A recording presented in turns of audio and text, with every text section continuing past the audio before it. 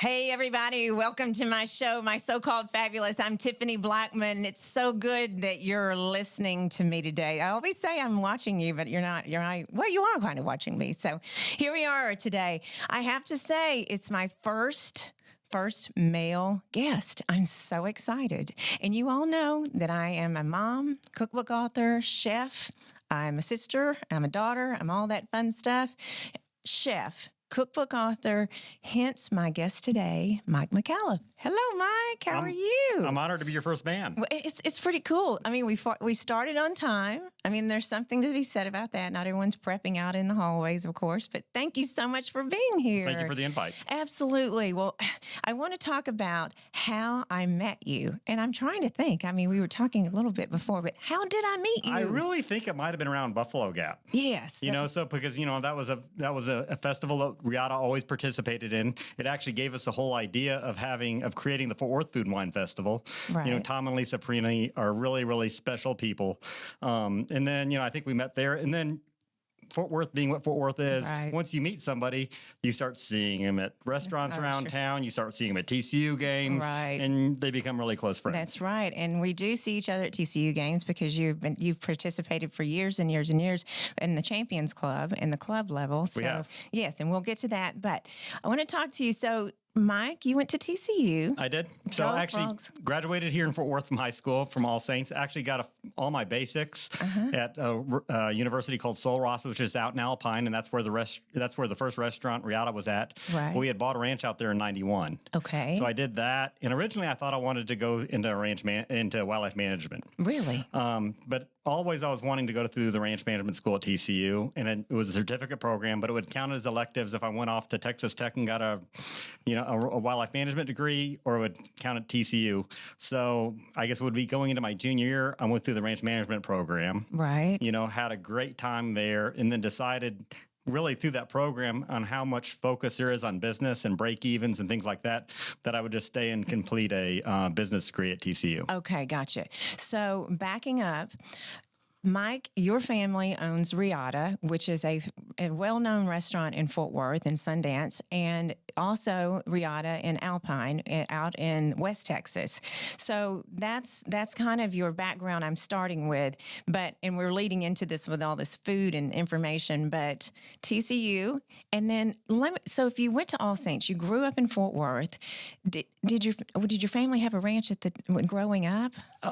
So my dad moved to Texas in 1975, just before I was born. From Detroit. Yeah. Oh my goodness. So his first business, or his business that he had a couple partners with, was a silicone manufacturing business. So we make a lot of different parts for the auto and appliance industry. So like a spark plug boot on a car is going to be a silicone. Really? Yeah. So that's some maybe like gasket seals on a refrigerator. That's going to be silicone, because silicone is a synthetic rubber that can take a wide temperature variation. So it can sit on an engine and not melt, but it also can still remain pliable at 25 degrees, so it might be a good sealing for your freezer. So so he moved that from Detroit to Texas in 1975.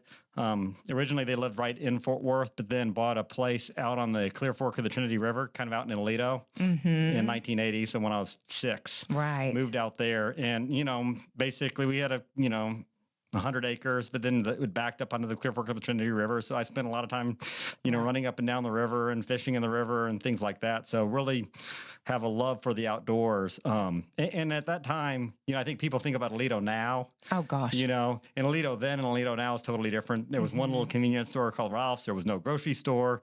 Nothing. There was maybe the Bearcat Cafe was in Aledo, but really for us, the closest restaurant was Margie's there on Highway 80. Oh my God. So, there's been a big change between that and what it is. Absolutely. Now. And when you mention Clear Fork, you're not talking where Neiman's is. No. But it's the Clear Fork of the Trinity River. So the Clear Fork of the Trinity River comes out of Lake Weatherford, went through the back part of our property, goes into Lake Bembrook, and then from Bembrook it flows and it goes right through the Edwards development, the Clear Fork development right there in Fort Worth, which now I live, a mile from the Clear Fork development. Exactly. So Riata, I was reading on the history, Al, your father, decided he wanted something really good to eat in Alpine. He did, right? yeah. So, he is a serial entrepreneur. So he's got more ideas than he has cash, right? So he's always coming up with the next idea. So Isn't that true? Yes. So the current one is cigars, but you're kidding. But it will continue to evolve over the years. But we had met Grady Spears out there. He was working at the Gage Hotel, right? And when we bought the ranch in '91. We had possession of we bought the ranch, but didn't have possession of the house for 6 months. Okay. So we kind of had a room there at the Gage that we could stay at, and visit the ranch, and met Grady because when he was a chef out there. And then, there wasn't a great place to eat in Alpine. Right.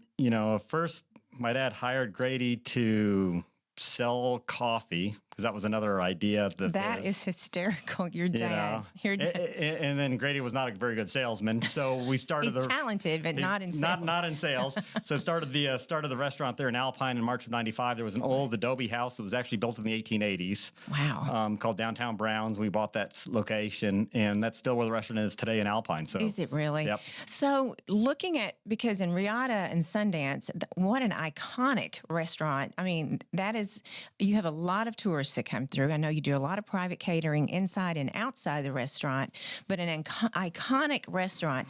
It's the size of Fort Worth versus Alpine. Is it small? Alpine is 6,000 people. Okay. 6,000 people. Yeah, that's right. So incredibly small. Right. And there's been a lot of evolution since then. Sure. After she opened the restaurant in Fort Worth, we convinced Benny Keith to service the Alpine location. Right. And now I think Benny Keith's number one rep is the guy that handles that territory. They do a great job. They actually deliver 5 days a week from their distribution center here in Fort Worth. Right. Which is kind of incredible because it's 470 miles away. That is crazy. So they do a great job servicing us, and they've become a great partner over the years. But the restaurant in Fort Worth was originally which is now the Tower Condominiums, was the Bank One Tower at that time. Right. Bob Simple, who was president of Bank One at the time, and is now with Bank of Texas. Mm-hmm. He brought a hunter out to the ranch and ate at the restaurant in Alpine. And he said, "Hey, we'll cut you a great deal if you want to open a restaurant in Fort Worth." Because the Century 2 Club was at the top of the Back One building, had been closed for a couple of years. So I think they were just looking for somebody to open and kind of breathe life back into that space. But I think the interesting thing about that between the mid 90s and now was people didn't think about lifestyle developments like they do now. Right. So I mean, if you had a building, you basically put a private club in it. Right. Right? Mm-hmm. And you still see that clubs. a little bit in Fort Worth, but I mean, you got the City Club and you got the Petroleum Club and you had the Century 2 Club. Right. Where now everybody thinks about intermingling restaurants and retail and office and residential all together. That really wasn't the case back in the mid 90s. Right. Not at all. Isn't that? And it's, that even comes with food trends, as well as demographic trends as well. Of course. I mean, how much food's changed. And so the Riata restaurant, would you call it, what type of cuisine would you call it? I think we call it Texas cuisine, and I think there has been a whole, since we started, and I think if you look at John Bunnell, the Texas is a great big melding of flavors. I think Texas always holds its place as like a strong steakhouse location. Exactly. But then I think you have these intermingling. You have this Southwestern, or you have this, Tex-Mex influence on Texas cuisine. But then you also have the whole Gulf Coast. So you have this like redfish and a little bit of Cajun and Creole. As you know, Texas is such a big state. Right.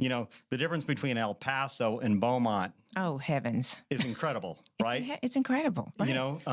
But I think when you have Texas cuisine, you get to meld all those different flavors. Absolutely. And really create something special for visitors from around the world. Well, Stephen Piles, and of course, started in West Texas, and he's in Dallas, and the number of flavors, the flavor profiles, the different types of cuisine that he's worked and developed. I love him. He's a great dear friend. But every time he's starting over, he'll try this one, try all that. But do you remember Ruth Street?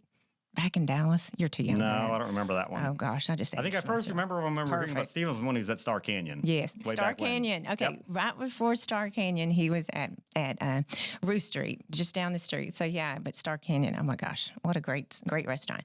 Okay, so you have the rooftop bar here in Fort Worth with Riata, and, I mean, what a hit. It's just beautiful. So we've got a very big restaurant that's like 22,000 square feet. Wow. What means it's like a very hard restaurant to manage because of all the different levels. So, I mean, if you look compared to us and a lot of other restaurants, we're probably like management heavy. But part of that is on a busy Saturday night, you've got you possibly have events on 4 different floors. Oh my goodness! So you have to have managers kind of spread out. We're lucky we have a good management team and a pretty good workforce. Although, obviously, and I think you've probably seen this as you're dining. It's becoming a more and more difficult environment, and getting great wait staff is becoming more and more difficult, and training programs and that kind of deal. So it's even more important now than it was 20 years ago. Front of the house and back of the house. I had Sharice Henry here a couple of weeks ago with Pacific Table, and just talking about the challenges front of the house versus the back of the house, and talking to each other. So I remember one of Greg and I's first dates. I had been to Riata, of course, but it was the rooftop bar. He could not take me, and it was snowing. I mean, snowing in Fort Worth, go figure. But we had the best time, just a beautiful view, and it's just amazing. So, okay, how much time do you spend at Riata today? And you have so many irons in the fire, I know. But good question. I'm usually by there most days when I'm in Fort Worth, but a lot of times it'll be there, like at lunchtime, middle of the afternoon, because that's really my opportunity to talk and visit with the other managers. On the weekends, if I'm in town, I'll try to make it by there on Friday and Saturday night, especially between that, 7:30 and 8:30 time, because you can kind of hit the early reservations, you can kind of hit the older reservations. But I don't think I add a lot of value to the day-to-day management of the restaurant. You don't? No. I think for me, I think it's more business development. Right. If you looked at me into other businesses, the restaurant business is an interesting business, because you could have a $100 million manufacturing company and nobody in Fort Worth would know who you are. Correct. But you could have a $2 million restaurant and everybody knows you and you're friends with everybody. So, it's just, you're out in front of people. Social. And, we work closely with our Visit Fort Worth, which is our Convention and Visitors Bureau.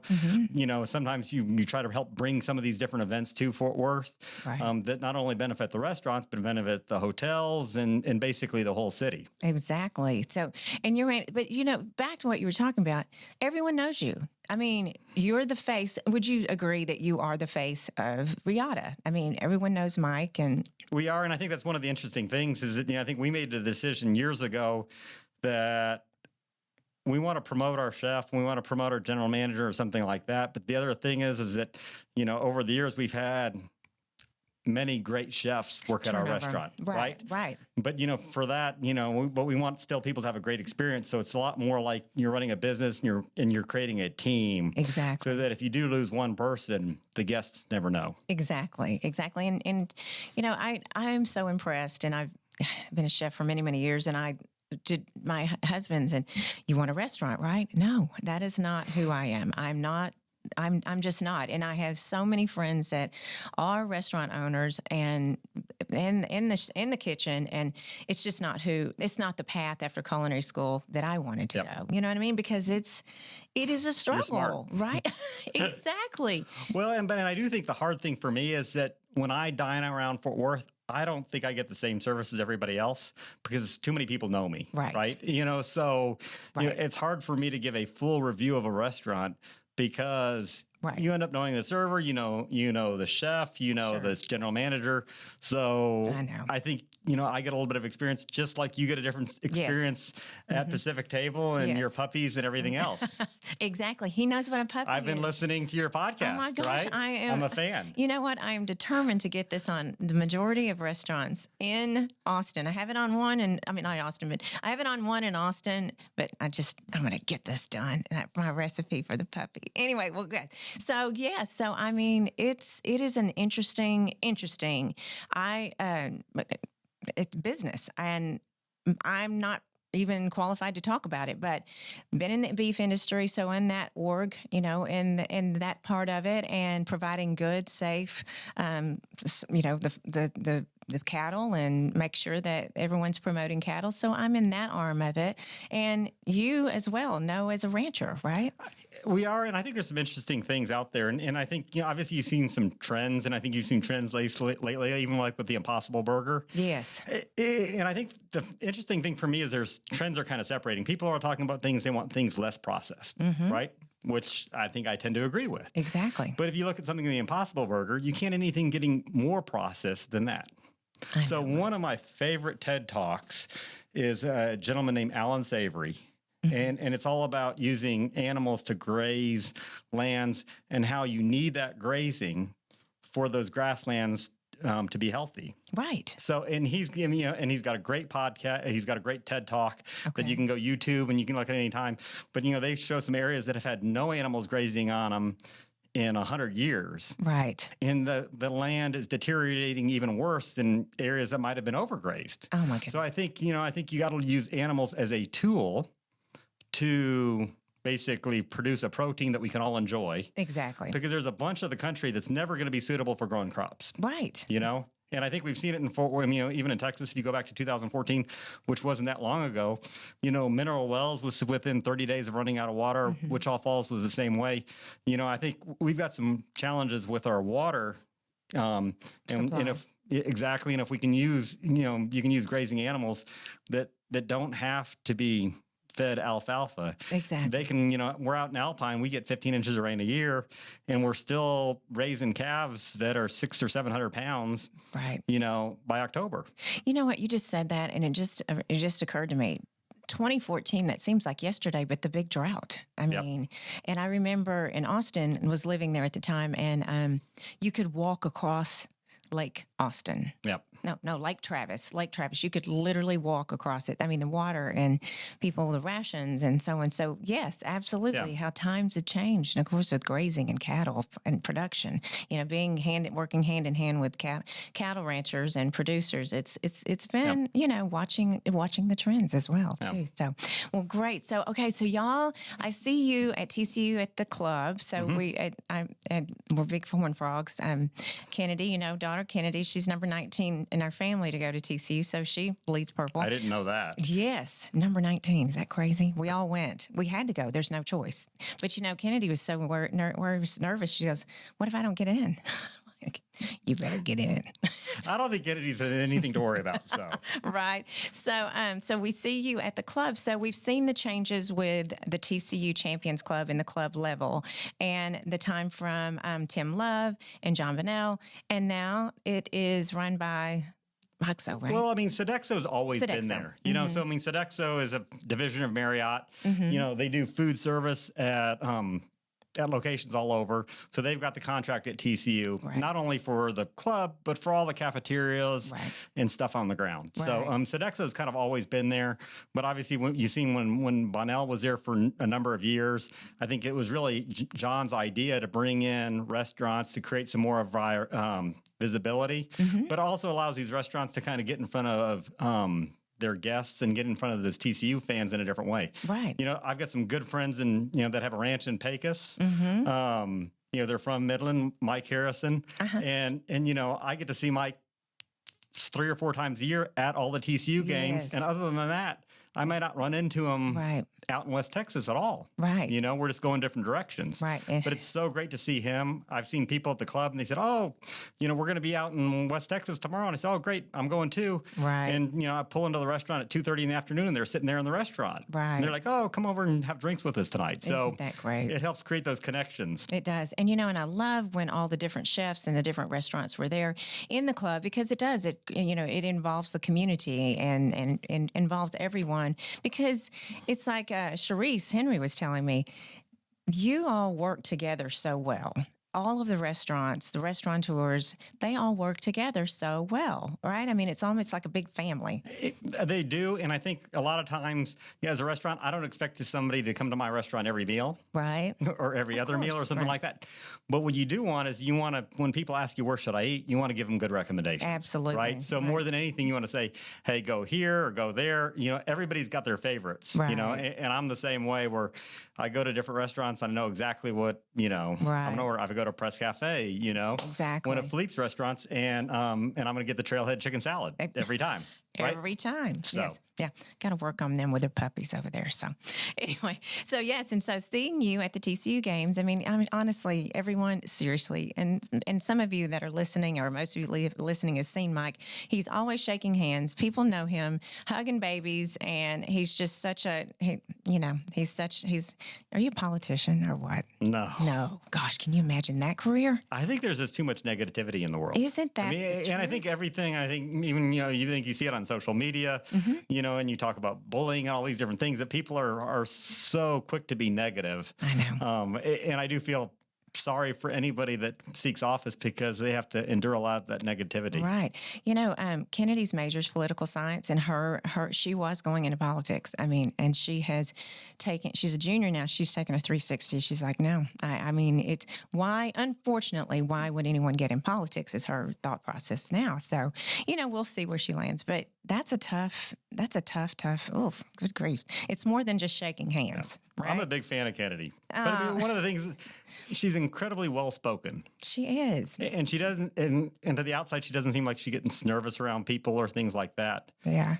She was funny when she's stage fright. I'm looking at our producer, Paul. She gets in here and gets all nervous and fussy. But you don't see it. And I think I might go back to her being a cheerleader in high school because I see the same thing. One of the marketing professors at TCU, he has people from industry come in and grade some projects that the kids do. Mm-hmm. And you see some of the kids and you see some of the cheerleaders and the showgirls. And the one thing, when they're standing in front of the crowd, in front of the judges, they're not nervous, where some other kids are nervous. Right. And I just know if I was standing up in front of people, I'd be nervous. Right. If they're nervous, they're not showing it. Well, when you're out, a dear friend of mine, she twirled at, we're the same age, she twirled at Texas. And she said, when you stand out on the 50-yard line, basically in a bathing suit in front of 75,000 people, you kind of have to have a little confidence. I'm like, no joke, right? So that, and you do, you're absolutely right. You're absolutely right. Okay, so graduated TCU, and did you know your career path? Did you know what you wanted to do when you grow up? Or I don't even know. I think it changed. Because originally I thought I wanted to be in wildlife management. Mm-hmm. Yeah, but that time that I was at TCU, or when I was at Sul Ross getting my basics, I was actually helping some kids out on their master's programs because we had a ranch out there, and you're always looking. They're needing certain things to do their research. So I was helping out them, and I think I decided that if I wanted to be, I'm still passionate about wildlife management, but I don't know that I needed to go to school to study it. Right. In between then and now, obviously the world's changed a lot, because before, if you were interested in wildlife management, you could order some books that would talk about studies that were done, right? Yes. And now everything's published online. Right. And just the access of data is immense. Crazy? It is unbelievable. So. Yes, I know. Data is amazing in the internet for sure. Yep. I just had an entire Encyclopedia Britannica. So I took it to sell it. I had it when I was in high school. They offered me 25 cents a book. I almost passed out. I'm like, I'll let that rot in my storage shed. So anyway, use it as decorations at a restaurant, exactly. right? There you got bookshelves, and you need to fill them up with something. Crazy? You might as well fill them up with a Encyclopedia Britannica. Absolutely. Is that crazy? Y'all? I know I'm the oldest one in the group around here today, but I used Encyclopedia. Did anyone else? I did when I was a kid. Okay, y'all made me feel better about myself. Okay. So then you're a business degree too. So that's your major. So you went into hedge funds too, right? So I worked for a hedge fund for a couple of years, which I think was great because it was a small hedge fund, but you weren't pigeonholed in doing one thing. Right. So you could kind of look at any business that you wanted to. A lot of times you call it like pair trading, and for example, you'd buy like $1 million of Best Buy and you'd short $1 million of Circuit City. Right. Because you say, well, okay, over time, I think, Best Buy is going to outperform Circuit City. So you're kind of market neutral on your investment, but you're betting that one's going to do better than the other. Okay. So, come to now, you can say that and saying, well, Circuit City's gone. Exactly. Best Buy's still there.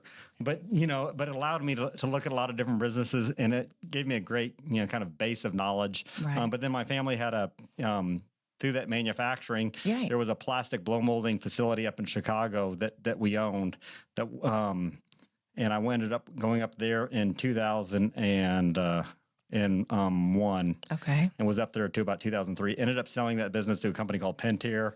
Pentair is big into they were big into the water filtration business. So like a lot of water softeners might be a Pentair water softener. Okay. So we made like the brine cabinets for water softeners. We also made pressure tanks. This is your dad again, entrepreneur, right? A little bit. Yeah. Well, and kind of how, kind of getting back to his evolution that was one of the original businesses Ernie Meyer and Les Klink owned in Chicago. Okay. Then they were buying parts from a silicone company in Detroit called Detroit Silicone. And it ended up going bankrupt. So they ended up buying it. Okay. And they brought my dad on when he was 24 to run it until they found a real manager. Right.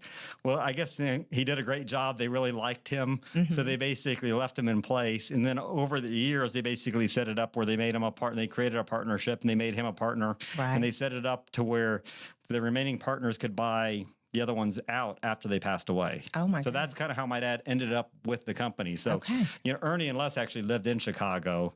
The Detroit Silicones was in Detroit, and that's what my dad moved.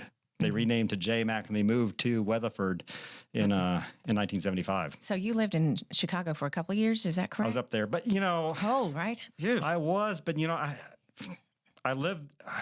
I worked there. I'm not sure I lived there. Really? Because I still had a life here. I still came back here a fair amount of times because this is where kind of the home office was. Okay. So you commuted basically. I did start playing a little bit of polo up in Chicago, so that kind of got me into that. But there were some. I shoot a bunch of sporting clays. I think it's a great sport. You're seeing it more and more where people aren't doing golf tournaments anymore, and they're doing a lot of sporting clays. And Chicago was a little weird because you'd go into a gun store over there, and they wouldn't let you see a gun without a Chicago firearms license. So I don't know that I understood all the rules. If I went back in time now, one of the better sporting places in the country is down in Naperville. Yeah, and it's one of those things that you go out and shoot. There are other people shooting. You can go shoot with them. They need somebody to pull for them. You could have made some more friends. Where up there, I was friends with people that I worked with, but I wasn't living there enough to really be involved in the community like I am now. Right. And I'm older, I'm wiser. Yes. There's, for us, we're involved because we're involved with the chamber, we're involved with the Convention and Visitors Bureau, and aside from all these other charities that you get involved with. Exactly, right? Because we have talked about many times, the philanthropic world is here, and thank goodness we are in a world, and you do look. We were talking about that. There is so much negative right now in the world. And here we're dealing with this coronavirus and stock market and negative, and I don't care which side of the fence you're on. I really don't. But it's just, I take a step back. Kennedy's sorority, my sorority, we raised $150,000 for the women's shelter a few weeks ago. 19-year-old girls doing this, and the years that we were involved, feeding the homeless, and everyone giving back. Yep. And you were very involved in giving back, right? So, what are some of the philanthropies you like to work in? We're involved in so many. So we probably get one or two donation requests. Right. A week. So, it's a little bit of everything. It's everybody that you have connections with. Later this week, there's Park Cities Quail. They've got a big fundraiser. Well, one of the organizations that they've given a lot of money to is the Borderlands Research Institute, which is actually there at Sol Ross. So they're trying to put a package together for the auction. Right. Come spend a couple of days with our researchers in Alpine. They tied it with a hotel, and now it's a dinner at Riata, and do some cigars in there. Package. So that's one of the ones that's kind of putting together. Right. But some of the stuff that's coming up in Fort Worth is obviously you have Empty Bowls, which is a big fundraiser for the Terranera Food Bank. That's right. That's coming up. Really good thing where a lot of restaurants will get out there. All will make some kind of a soup. And it's a lunchtime event. So skip your lunch at Riata or Capitol Grill or Del Frisco's Grill. Come down there and have a great soup while supporting the food bank. And that's coming up? It's coming up in the next couple of weeks. Depends on, depends on when this podcast publishes. But yeah, it'll be in the next month for sure. Absolutely. Isn't that great? So, and then Restaurant Week. We just finished the Lena Pope, right? Restaurant Week? So there was a winter restaurant week. That's right. So there's a winter restaurant week. Summer restaurant week's in August. Right. There was a winter restaurant week that was a couple weeks ago. We don't participate in that one just because of our involvement out at the Stock Show and Rodeo. That's right. We're busy. So because you guys, do you still have Riata at the rodeo? So we've actually got 5 locations out there. So but it started out, between when we got hit by the tornado, when we used to be in the Bank One building, and before we moved to Sundance, there was a 16-month period that we weren't running a restaurant. So we were trying to do is catering, trying to really be involved in the community as much as we could. So January of 2002, we opened the first Riata at the Rodeo across from the exhibit halls. It was one room, about 60 people. Right. That expanded to 2 rooms, then about 120. Then we took over the backstage club. Then the stock show wanted Mexican, so I actually introduced them to some Mexican restaurants who looked at it for a long time, and then I think they decided that we want to focus on opening new locations and not do something at the rodeo, which is fine. The stock show said, we still want Mexican. Would you do it? So that's how we did a Mexican restaurant called La Escuela. Then the stock show said, we want Starbucks, but, Starbucks won't do it directly. So we do like the Starbucks Proudly Served, which is similar to what you see in like a lot of the hotels. Sure. Where it's kind of the franchisee thing of Starbucks. So we've got 2 locations there. We've got one right by the Justin Arena and then one right in the exhibit hall. Oh, my goodness. So you basically have a lot of irons in the fire. Yeah, but we're lucky because we got a really great team. Great management team. So. Absolutely. So would you consider yourself a chef? No, but I mean, my cooking tends to be more at events. Okay. And sometimes, yes. Yeah, and I like to fiddle and do things. So I mean, we've roasted a lot of pigs for different events. We've done it for Navy when they had the Armed Forces Bowl, and we did their tailgate.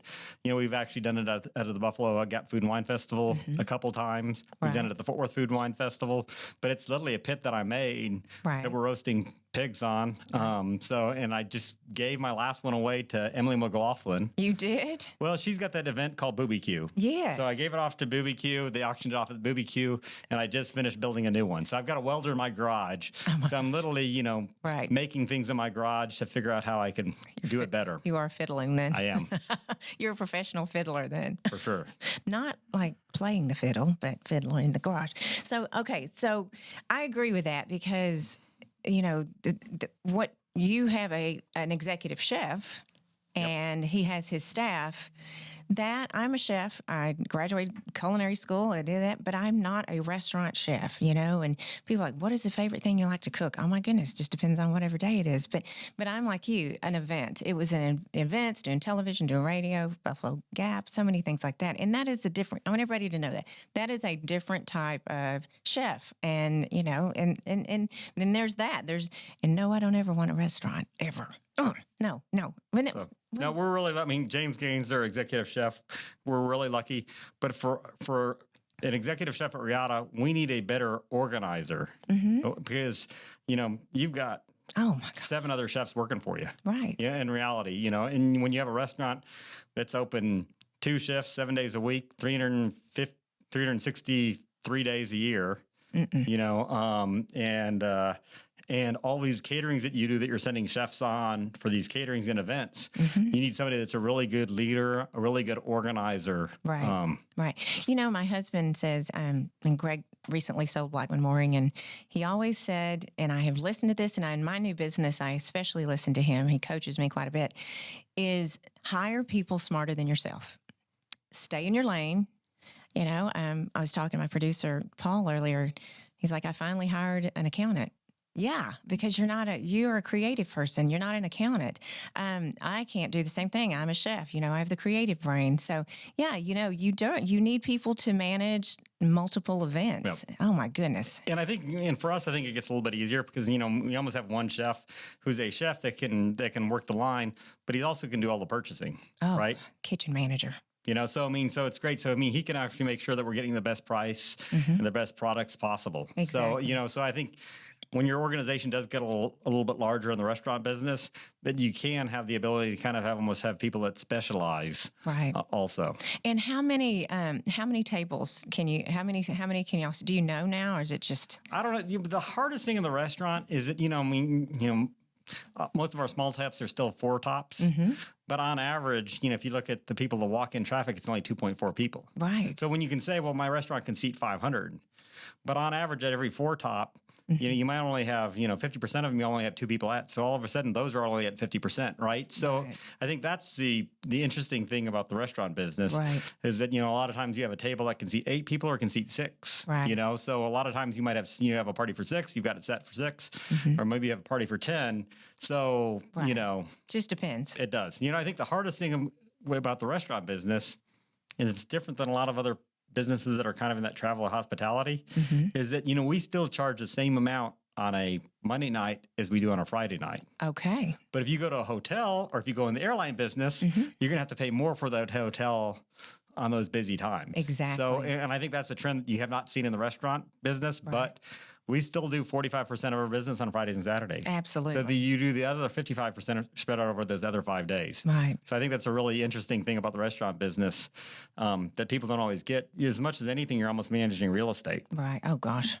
And you have your real estate license, too. I do. Yeah. But I mean, I don't actively use it, but it's one of those things. We've got a real estate development out in Alpine. I don't need the real estate because we're selling our own property, but it's something that I've just had for years and continue to do the continuing education to keep it up. So tell me about your real estate development out in Alpine.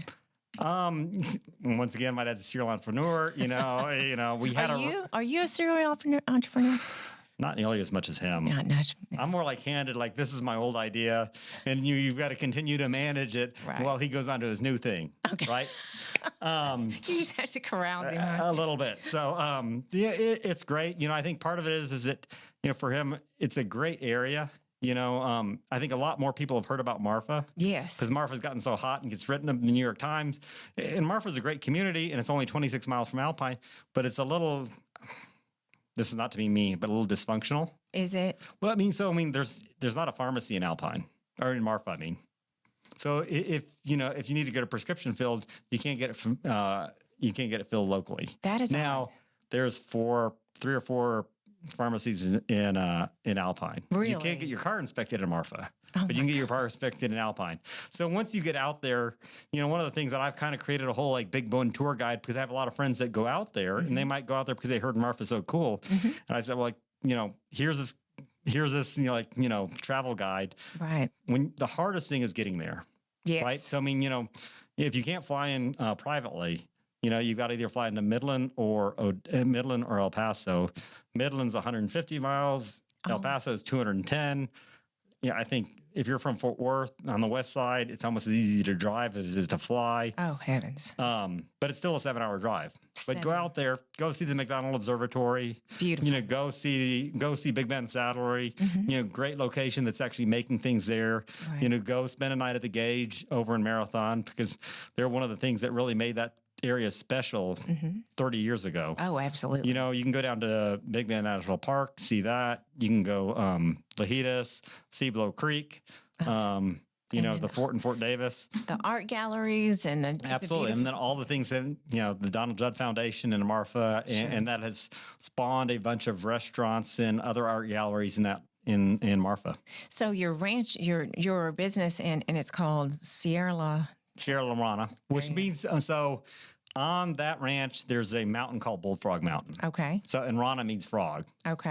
So basically, Sierra Rana means Frog Mountain. Okay. But we got it because of this Bullfrog Mountain that's on that ranch. Okay, gotcha. Yep. So, and then I read that it's called ranchettes. So was that just smaller versions? Yeah, basically? so it's 10 to 100 acres. So there's some different laws out there.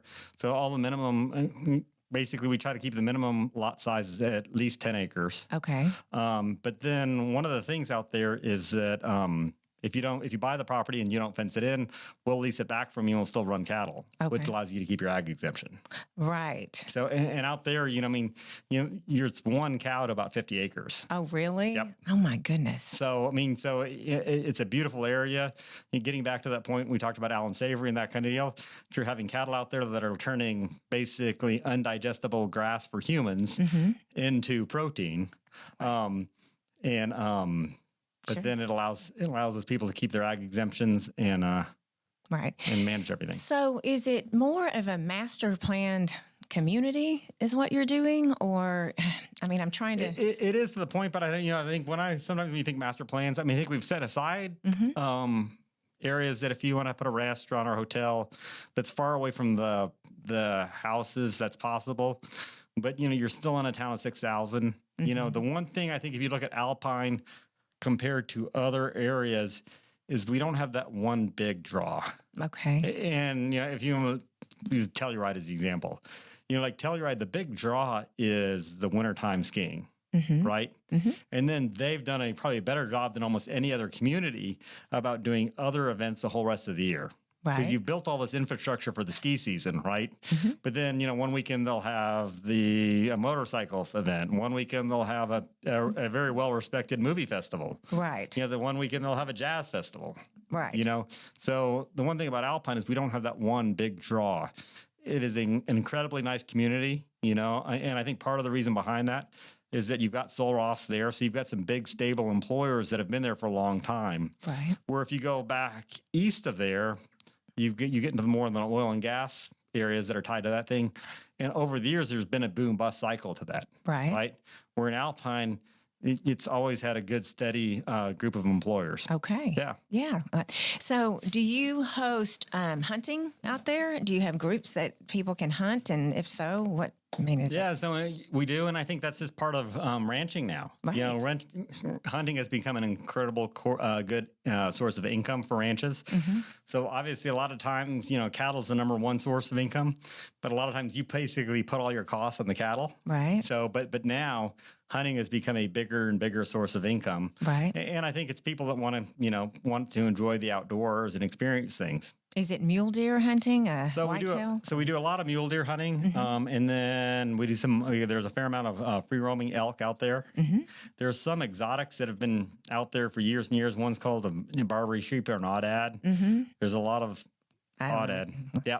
So, it's one of these things that, God, they've probably been there 50 or 60 years. Right. So, right. But yeah. the aoudad is basically native to North Africa. Okay. Yeah. Oh my goodness. But I bet it's beautiful. Yep. Beautiful. Just out at my girlfriend's ranch at Santo, and all the bucks were in their velvet and about to lose their antler. Just beautiful. I grew up hunters and family ranchers, and I'm in the city now, and I do not choose to go back to that type of living, but going back to this ranch, just seeing the beauty and the peace of deer, it was beautiful. I have to say, it got a little emotional because it was what my parents, I grew up deer hunting. Can you believe I went deer hunting? But I think one of the things that people, I think they learn some good skills because of that. One, they understand where their food comes from. Yes. I think they understand a little bit more about butchering and cutting up animals and stuff like that. And I think that's been, you've seen one trend in the beef industry, and probably the one big trend is that instead of looking at whole cuts, they're starting to look at almost individual muscles. Exactly. One of my favorite restaurants in Fort Worth is Clay Pigeon, Yeah. And you'll go in there, and sometimes they'll have the center of the ribeye, and then sometimes you'll see on the menu of the spinalis. Exactly. Well, both those, the spinalis and the longissimus, are the two muscles in the ribeye, right? Right. So the spinalis is kind of the flap over the top of it. Mm-hmm. The longissimus is that kind of the center thing, and what they're basically doing is they're basically pulling those apart. I think you've seen that trend over the years. Sure. the flat iron. Yes. People didn't really know about the flat iron, but it was an individual muscle. Mm-hmm. When you start looking at an individual muscle, happens to be very tender and flavorful, right. and really a great item. So I remember back many years ago when the flat iron was such a hot cut, and someone asked, I was doing a cooking event, and someone said, "Did they just invent this?" And I went, "No, they didn't just reinvent the muscles." It was so funny, but no, you're right. And Marcus being able to name these, and people, it does create excitement. Yep. And the way he cooks it, and it's fabulous, absolutely fabulous. Well, and I think part of that goes back to some of the fundamentals of cooking, mm-hmm. and I think people know that, but they don't really think about it. Mm-hmm. But you want to cut across the grain and not with the grain. Correct. Right. But do y'all know that? Does everyone know that? I don't know if they do. Okay, so we're going to explain it to you. When you have a steak, you want to cut across the grain and not with the grain, because what you're basically doing is that if you cut with the grain, you're going to have to chew through all that, mm-hmm. And depending on the cut, might be 3 to 5 business days, and you'll still have. I don't know about that, but but then basically it is cutting that up so it's easier. It's more pleasurable experience. Yes. But a lot of times when you're talking about individual two muscles, mm-hmm. those grains might be different ways. Absolutely. So when you start basically pulling these muscles apart and looking at each muscle individually, then you can cut it across the grain. Exactly. Do you have a favorite cut of beef that you like? I really like the skirt steaks and the flank steaks and something like that. And it's not to say that I don't think if I was telling anybody, the guarantee is like the tenderloin. Yes. It's the most tender. Least amount of flavor, right? Unless you add to it. It does. But I mean, I think for me, the biggest thing is you just don't overcook it. Yeah. Oh, heavens. Yes. So, and for me, salt does a lot. Absolutely. And I think the tenderloin is one of those things, but it doesn't have a lot of intermuscular fat. So if you want to talk from the pure health perspective, it's incredibly healthy. Right. Because the amount of protein per ounce is incredibly high. So I think it's really a great item. But I tend to like the skirts and the flanks and something like that. They tend to be a little bit more of the chewier plus, but also I think it allows me to see what the chef's doing with it. Yeah. Where with a tenderloin, just don't overcook it and don't screw it up. Exactly. Right? Exactly. Ribeye a little bit the same way, obviously a little bit more flavorful. Right. But some of these secondary cuts, I want to see what the chef's doing with a thing. Exactly. So but I expect that to be a little chewier. Exactly. I think there are some people they expect no difference between the skirt steak and the tenderloin. Well, yeah, but the skirt steak was half as much as that tenderloin. Exactly. Right? It's, there's a reason. Exactly. So when I was studying out at CIA in Napa, I was with a chef and we had a challenge to, because it was a beef event, and we had a challenge to create a recipe. And I tell you what, the recipe I created was tequila, garlic, peppercorns, a lime juice, cilantro, little chopped serrano peppers, and marinade. It is ridiculous. It is so good. I mean, in the flavor, it just soaks up that. Yep. I mean, and I agree. I do. I love that. My favorite is the tenderloin because it's tried and true. Cook it nice, medium rare for me, a little rare because, and being in the restaurant, do you just cringe when people order the steak well done? Oh my gosh, guys, come on now.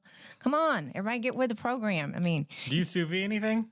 I do sous vide. Yes. I've done that for years and years. It's flawless. I mean, right? Do you like to do? I like it. I mean, I think there's one of the sous vides called the Jewel, and they've done a great job because they've got a great app. Yes. But I think when you're talking about venison and wild game and things like that, I think venison is very similar to a tenderloin. Yes. The quickest way to make it really tough is overcooking it. Oh heavens! Now, do you enjoy a wild game? I do. You do. Yep. See, my family had so much wild game growing up. I think we had it and we had to have it. That was our food supply, and we sold cattle, but that was a delicacy for us. But now you go to restaurants and venison's a delicacy, right? Saw it recently in North Carolina on the menu and it was so expensive. It was just like, wait. Oh, it's more expensive than beef. Is that crazy? Yep. Right? And is that because of production too, right? Yeah, because I mean, and I don't know what the rules are in North Carolina, but I mean, you're still having to harvest the things in a regulated environment, and obviously with cattle, it's easy because they're used to going into pens and trailers and that kind of deal. Sure. When you have deer or something like that, it becomes more difficult. Exactly. Exactly. Now, Mike, you are an outdoorsman, so you like to hunt, fish. If you follow him, I want you to all follow him at TXMike75 on his Instagram. You can see the most incredible wildlife pictures. I mean, do you have a favorite? Or you just love everything? You're a fisherman. I fish a lot more than I hunt, and part of it is because at the ranch, kind of like we talked about, we have people that pay us to come hunting. Right. So all those beautiful pictures and all those beautiful mule deer and elk and that kind of deal, they're kind of reserved for the people paying to come hunting. Right. Similar to when you were growing up, the cattle we're supposed to sell the cattle at the market. Right. That's why we're eating the venison. Right. So it's a little bit that same way with me. So I don't tend to shoot a lot of deer. But do enjoy it. But fishing for me is something that I can do on the weekend.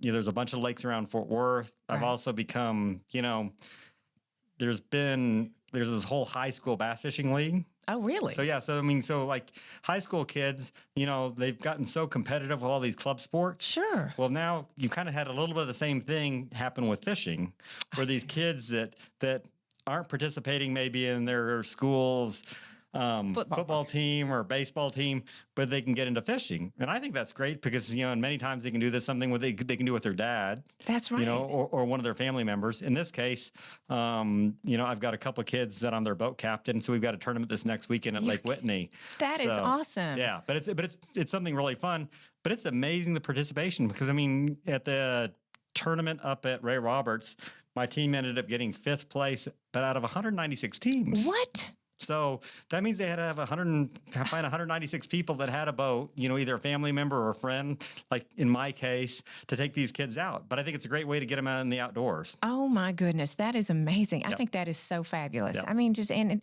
involvement and socially too as well.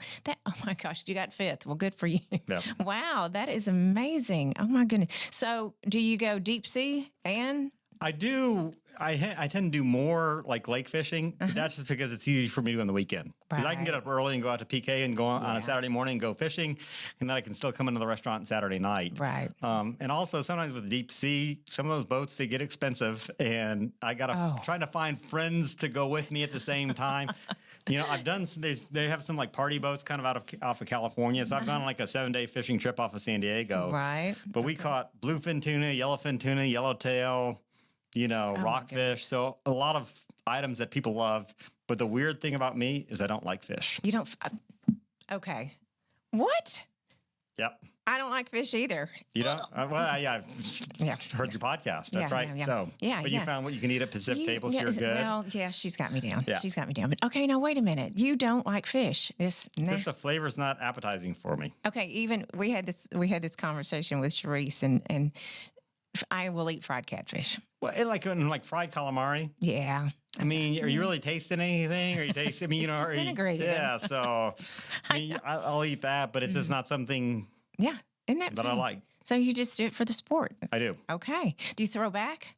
Most of the time. Okay, gotcha. Okay, that makes sense. Yeah. Oh my goodness, I did not know that. Now we have a commonality We because do. now I had a horrible experience in culinary school. That's why I don't like fish. Yeah.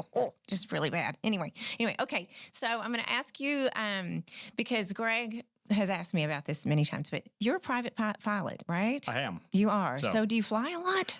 I used to a long time ago, and a long time ago, one of my other businesses, we managed aircraft for people. And I flew some, and I flew out to Alpine, but I flew like a little Cessna 206, which is single engine, but it's still a 3-hour flight in a 206, and then you have to get to the airport a little bit early, pre-flight the airplane, put it up. So it's not 3 hours; it's more 4, right? 4.5. And those little single engine planes, they're not big enough to get over weather. There's things like that. So I kind of grew away from it because at my point in life, I'm going out there and I'm saying, okay, I need to go out there on Monday after my 3:00 meeting. Sure. And then I can come back on Thursday, but I got another commitment on Friday. So, and I think some of the times when you see people in small planes, crash, it's because they were trying to get back for a certain reason, or they're trying to do something. And obviously, you've just seen this whole Kobe Bryant thing. Oh my stars. Which is incredibly sad. But at some point, it's probably smarter not to fly. I would assume so. And that's why I end up driving. So now when I'm going out there, I'm always taking stuff out to the restaurant. Of course. Yeah. A small airplane, you could fit it on there, but I'm taking cardboard, and I'm taking chocolates and this and that. Of course. You're the pack mule, right? So. Well, Greg has always wanted a plane, and I'm just like, no. But he was talking to someone about getting a plane, and the pilots and having the company that manages. But there's been a big trend the big change between then and now is there's all these fractional ownerships. Yes. So you don't have to, when we first started in that business, fractional ownership really didn't exist, right? If you got a plane, you maybe found a couple friends who were partners, and that's kind of how you split the cost. Yeah. A lot of these airplanes, you need to be flying them at least 250 hours a year to make it economical, because at some point you still have to do annual inspections on those planes and things like that. So they need to have some usage. So I think we've seen this fractional ownership has allowed a lot more people to own a part of a plane and get the number of hours, because like flying out to Alpine, if you had a King Air or something like that, twin engine plane that can get over and get around weather, and you have a pilot basically pre-flighting the airplane and flying it out there, then it becomes an hour-and-a-half trip. Right. You get to the airport, you go directly on the plane, you do that. Obviously, I think, the oil and gas industry is big here in the Fort Worth and in North Texas region. But, years ago, these guys were flying up to South Dakota. Sure. And if they wanted to fly commercially, they'd have to go to Denver and then to, Montana, and then they'd still have a couple hour drive. This allows them to get their people in the field. Exactly. Yeah. So, well, guess what, Greg Blackman? The answer's still no. Okay, I said it right here. I tried to do a really good argument for him. The answer is no. He just needs to get businesses in places that are hard to get to. Oh gosh, I mean, I'm telling you, I hear this. I hear he'll have a meeting or something, and I'm like, no. He's like, I don't tell you no. Yeah. So we actually sold that business to a company called Executive Air Share that has a fractional ownership that's based out of Fort Worth. So. Right. Okay, one last question for you. Okay. All right, this might be a tough one. What is your favorite? You're going right now. Let's say you're going to Riata. What is your favorite menu item? Oof. I know, right? I always do this to them. I really like the carne asada. There it is. Now, if it's me, I love salads. Me too. So for me, if you put the carne asada on the field green salad, that's perfect. That's it. Yep. Carne asada. Oh my gosh. And it is good at Riata. I can't wait to go. I need to get them on a puppy for sure. It's just vodka and grapefruit juice, people. This isn't rocket science. It's at all.